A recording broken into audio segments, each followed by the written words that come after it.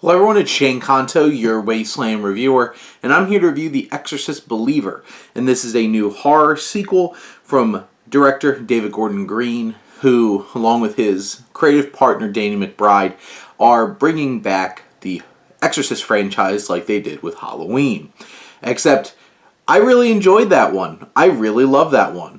Don't like this one. This was probably an exercise in maybe this isn't your particular vibe or voice. David Gordon Green just didn't feel like he fit telling this kind of story. Like a more slashery kind of horror with Halloween worked. This, when it tried to get serious, it just felt obnoxiously melodramatic. When it was scary, there's definitely some good tension here, so that did work. One of the biggest issues with this film, though, is it's edited so poorly. It's so choppy, it's uneven. There's, in scenes, like, my eyes started to hurt because how quickly things were, like, cutting back and forth, and just something wasn't right in terms of how they put this all together. It felt so awkward, and things were super rushed when they shouldn't have been, and felt overlong when they shouldn't have been.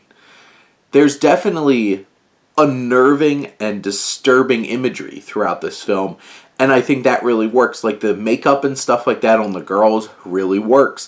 Some of the choices that they make in terms of visualizing the evil that's going on here in hell and stuff like that, it works. It's unnerving, it's creepy. I do feel like this film goes from something that felt real and dramatic and emotional to just off the rails crazy and ridiculous and silly. And this film did not need to have Chris MacNeil.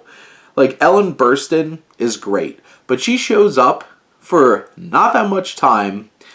What they choose to do with her character is so ridiculous. And then it's just like, why was she even in here? And there's even one other cameo that's just like, why was this necessary? None of it was necessary. Like, this didn't need to have a connection to the original film besides, Pazuzu being back, the demon. I do feel like the likes of Leslie Odom Jr.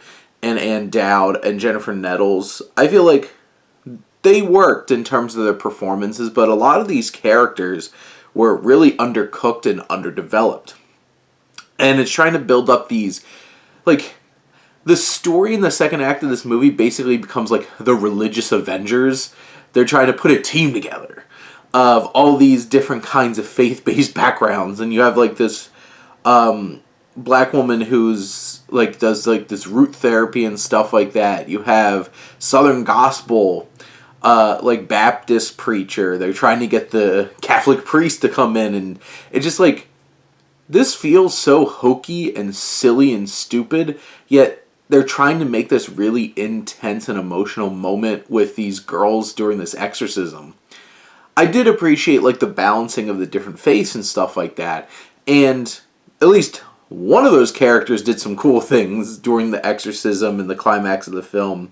But so much of this film just feels like a hot mess thrown together, and when it really tries to get emotional, it's very melodramatic, and this film feels cheap. Like, this felt like a straight-to-VOD kind of horror film, and, like, this is a studio film with David Gordon Green, and, like, this is an Exorcist sequel. It felt so, this does not live up to the legacy of that first film.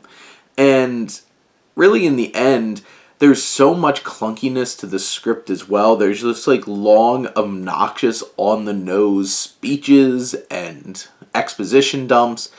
And sure, there's some good, strong performances here and there, but overall, this is just a hot mess, and this really didn't click with me.